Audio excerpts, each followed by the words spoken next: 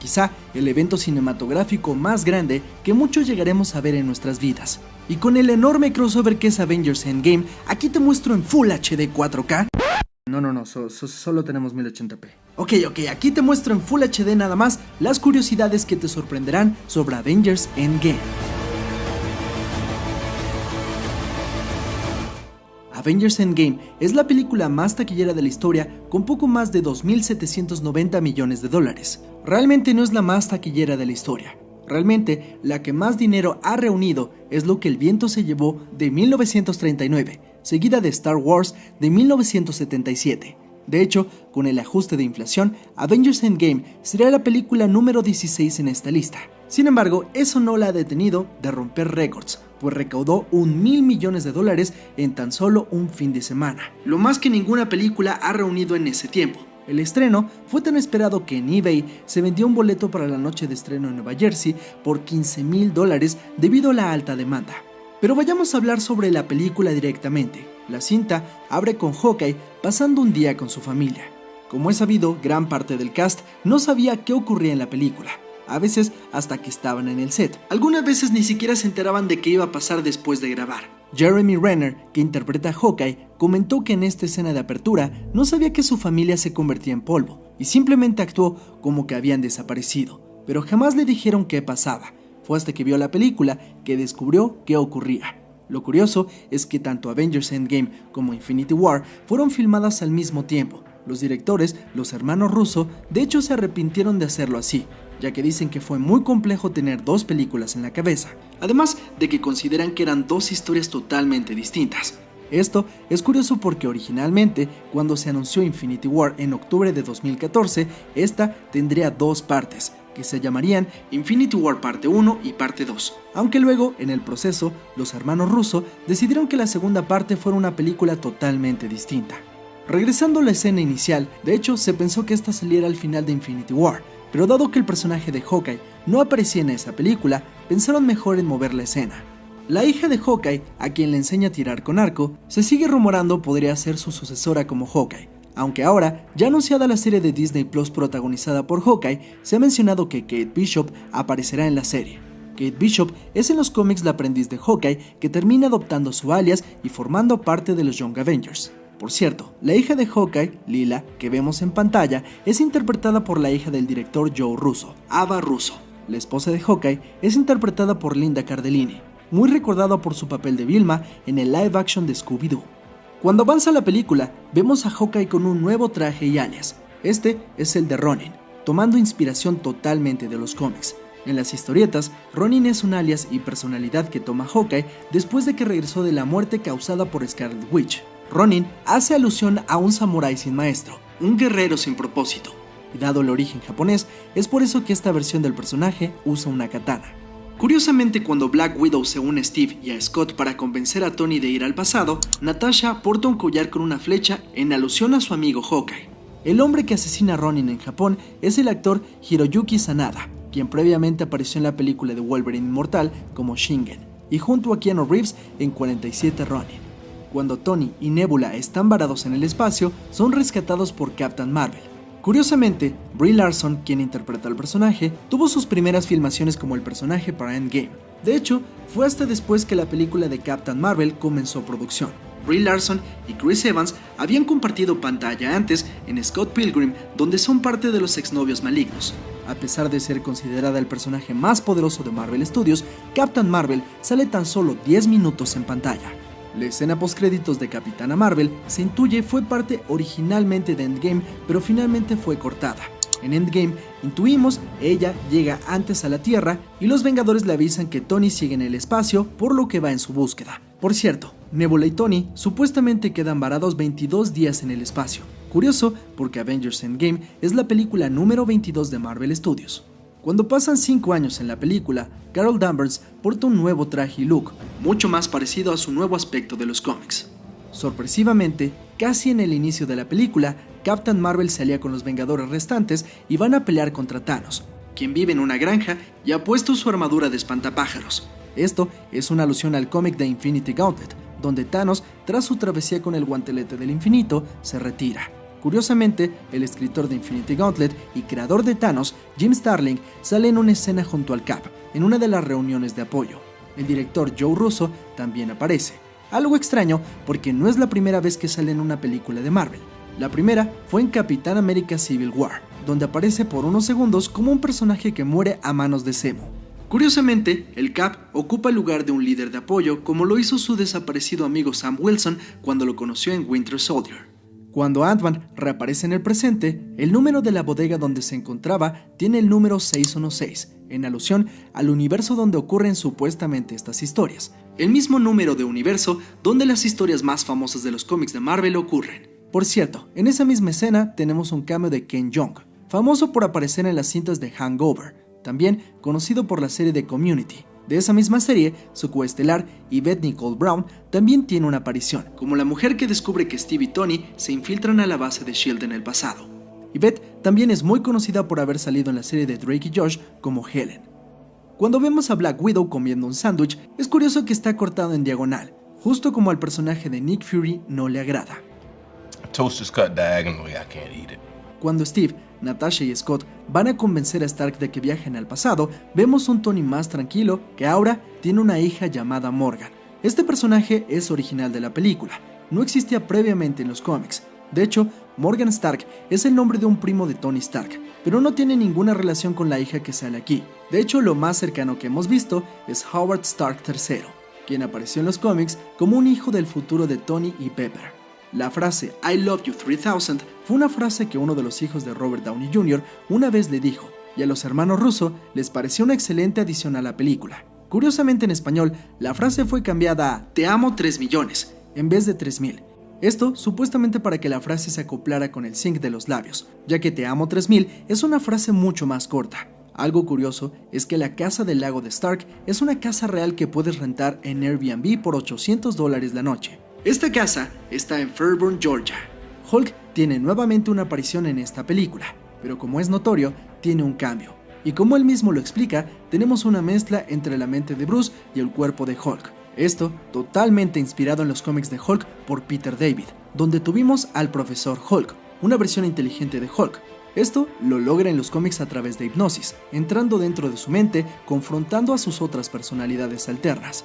Como pueden ver en mi video de las diferentes versiones de Hulk, dentro de Bruce se alojan más de 2 personalidades, entre las que están Grey Hulk, que es un gángster, y Devil Hulk, el odio de Banner por la sociedad personificada en una bestia monstruosa.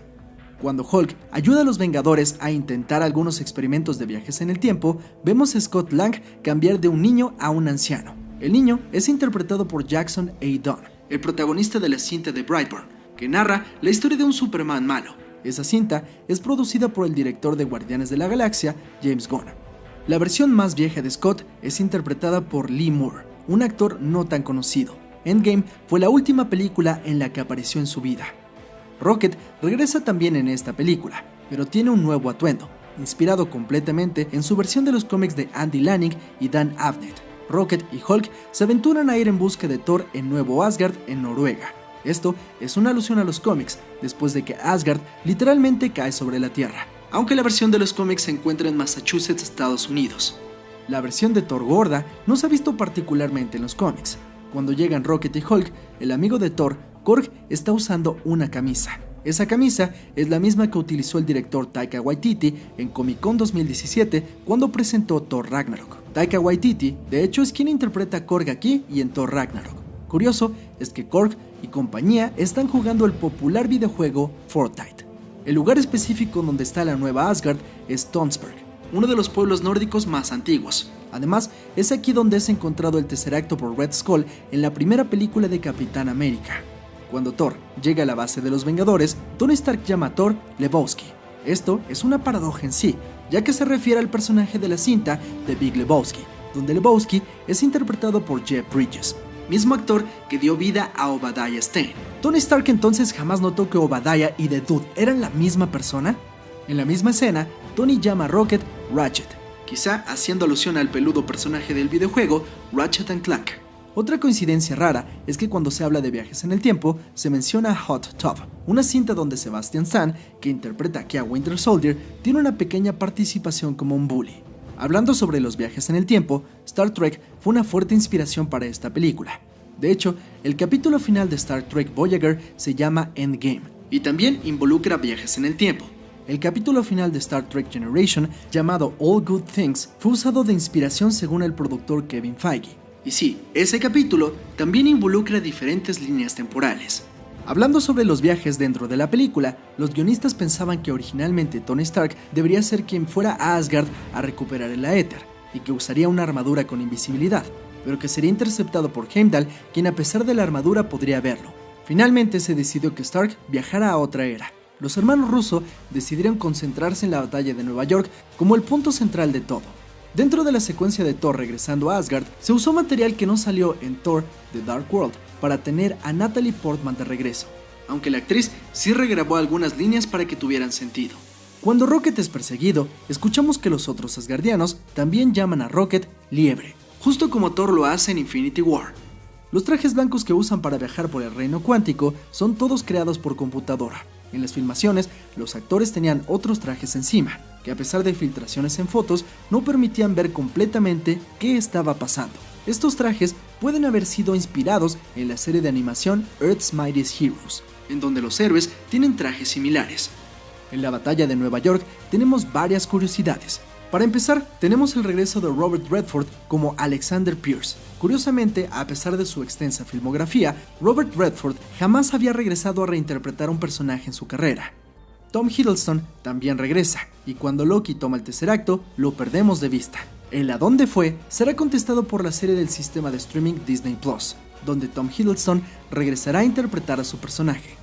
Capitán América se enfrenta consigo mismo en esta película. Se pensó que además Thor también se pelearía con su versión del pasado, pero los hermanos Russo consideraron que era complicar mucho la trama. La batalla de Cap contra Cap la hemos visto previamente en el cómic Capitán América número 156, aunque el otro Cap era un impostor. Cuando Tony y Steve deciden viajar aún más al pasado, tenemos un vistazo a un auto, en donde viaja Stan Lee. En la parte trasera tiene una estampa que dice "Nuff said", una de las características frases de Stan. Stan Lee grita "haz el amor, no la guerra", una frase de los 60 y 70 que hacía referencia a la guerra de Vietnam, que muchos famosos usaron como John Lennon o Freddie Mercury. Este es el último cameo dentro de las películas de Marvel de Stan Lee. Desafortunadamente no vivió para ver Avengers Endgame estrenada. En la misma secuencia, vemos a Hank Pym y un casco que hace referencia a su aspecto en las primeras apariciones de Ant-Man en los cómics. Curiosamente, Michael Douglas, que interpreta a Hank Pym, había aparecido previamente en una película con Robert Downey Jr., llamada Wonder Boys. Y no solo eso, Tobey Maguire, el alguna vez Spider-Man, también sale ahí y tiene una escena en la cama con Robert Downey Jr. Otro dato curioso es que muchos descubrieron que Jarvis sí existió como un mayordomo de la familia Stark. El personaje había salido previamente en la serie de TV Agent Carter, interpretado por el actor James D'Arcy. Como podemos darnos cuenta, tiene la misma voz del actor Paul Bettany, que interpreta a Visión, por lo que intuimos que Tony Stark basó la voz de su inteligencia artificial en su mayordomo. Algo curioso en esa secuencia es que Steve se pone un traje que tiene el nombre de Roscoe. Este es el nombre de un hombre que tomó el manto del capitán cuando Steve lo dejó por un tiempo. Roscoe Simons terminó muerto a manos de Red Skull.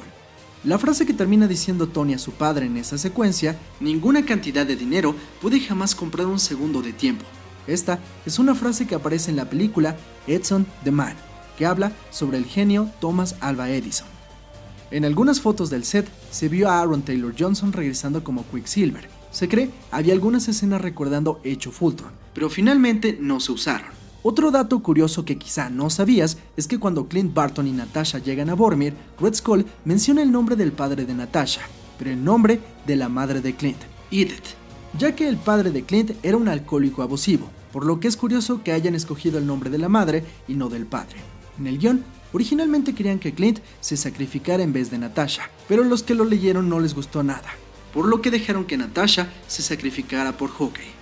Varias frases icónicas que hemos escuchado previamente son repetidas en Endgame. Por ejemplo, Thanos del pasado, al ver a los Vengadores, se refiere a ellos como "unruly wretches", pobres infelices, frase que escuchamos de su sirviente en la escena postcréditos de Avengers 1. Avengers, unruly wretches.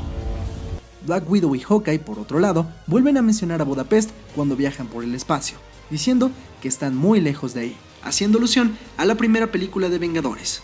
Hail Hydra es usado por Capitán América, haciendo alusión a la película de Winter Soldier. También es un momento sacado de los cómics de Secret Empire, donde el Cap fue convertido en villano por Red Skull, todo siendo culminado por la frase Hail Hydra. La escena del elevador es casi una calca de la escena de Winter Soldier, con la variante de que Steve no lucha con ellos. En la batalla entre Caps, Steve repite la frase "Puedo hacer esto todo el día". I can do this all day. Yeah, I know. También Hulk repite la frase "No, espera, puedo hacerlo", que dice Steve Rogers en Capitán América 1 antes de convertirse en el super soldado. Cuando los Vengadores desaparecidos vuelven a reaparecer en la batalla final, Falcon le dice a Steve la frase "a tu izquierda", que él le decía en Winter Soldier. Don't say it. Don't you say it. On your left. Come on! On your left. Spider-Man ahora usa el Instant Kill de manera consciente, no como en Homecoming. Al final de la cinta, Bucky repite otra frase de Capitán América 1. Cuando el Cap se va, le dice: "Te estás llevando todo lo estúpido contigo". Steve le había dicho previamente esta frase en la feria de exposiciones. Otra de las frases repetidas de la cinta más recordadas, por supuesto, es la de "I am Iron Man", pero hablaremos sobre eso más adelante. Nebula tiene mucho tiempo en pantalla, dado que, inspirados en los cómics de Infinity Gauntlet, Nebula es un personaje primordial, aunque en los cómics no es hija de Thanos, sino nieta. Después de ser torturada por el Titán Loco, esta cobra venganza tomando el guantelete del infinito. En este caso, sí lo toma, pero no lo utiliza.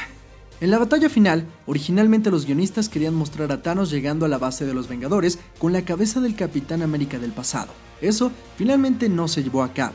El Cap, en esa escena, porta un nuevo traje haciendo homenaje a su traje de los cómics con escamas.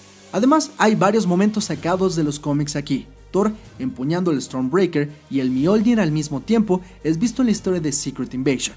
En cuanto al Stormbreaker, muchos creen que cuando Thanos lo sostiene para lastimar a Thor, él es digno. Sin embargo, el Stormbreaker no tiene un hechizo como el Mjolnir, por lo cual técnicamente cualquiera con la capacidad física suficiente puede sostenerlo. Iron Man, siendo cargado por los rayos de Thor, es otra referencia de los cómics. Algunos creen que el arma de Thanos hace referencia a las hélices del Thanoscóptero, un vehículo de los cómics del cual seguramente Thanos se siente bastante apenado. La gran revelación es que el Capitán América puede sostener el Mjolnir y comandar los poderes de Thor. Esto hace alusión al cómic The Fear Itself, donde el Capitán levanta el martillo y los Avengers usan armaduras asgardianas. También le da seguimiento a Age of Ultron, donde vimos un teaser de cómo podía moverlo a diferencia de todos los demás.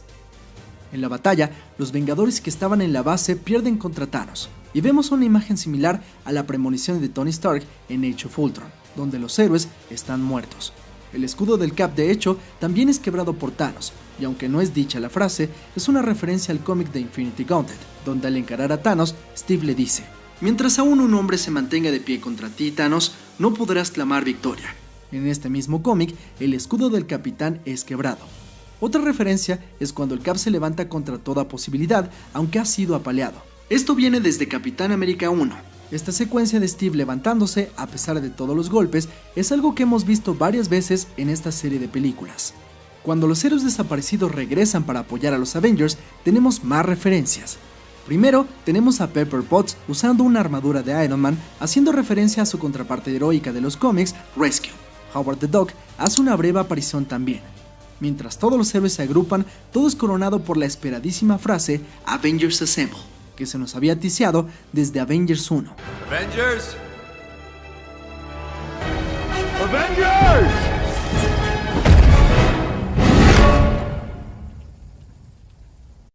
Assemble. También tenemos el reencuentro entre Tony Stark y Peter Parker, haciendo referencia al abrazo forzado de Homecoming. Esta vez es Tony quien inmediatamente abraza a Peter. Esta secuencia tiene la unión por primera vez de los Vengadores originales de los cómics: Iron Man, Capitán América, Hulk, Thor, Ant-Man y Wasp. Una vez que Hawkeye suelta el guantelete, este es pasado por los personajes que liderarán las siguientes fases de Marvel Studios: Black Panther, Spider-Man y Capitana Marvel. Esta parte también es recordada por tener el vistazo a todas las heroínas de Marvel Studios, que hace alusión a la A-Force, un grupo formado completamente por heroínas. Una extraña coincidencia es cuando Scarlet Witch encara a Thanos. Este le dice que ni siquiera sabe quién es. Es curioso porque ambos estelarizan la cinta de Old Boy. El personaje de Josh Brolin en una parte de la película desconoce la relación que tiene con el personaje de Elizabeth Olsen, a pesar de ser catastrófico. La secuencia es culminada por el chasquido de Iron Man, quien sostiene todas las gemas. Esta escena fue grabada posterior al rodaje, ya que había sido filmada sin la icónica frase I am Iron Man, pero el editor le dijo a los hermanos Russo que faltaba algo que tuviera impacto. Robert Downey Jr. no estaba seguro de regrabar la escena, pues le costaba bastante llegar a ese momento dramáticamente, hasta que el productor Joe Silver tuvo una escena con él finalmente convenciéndolo. Robert Downey Jr. estaba seguro de que el personaje no debía hablar mucho en sus momentos finales. Según el guionista Stephen McFeely, si un tipo que habla y habla de repente deja de hablar, te sentirás destruido. La escena particularmente no tenía guión, y a los actores simplemente se les explicó la situación, improvisando mucho de lo que ocurre.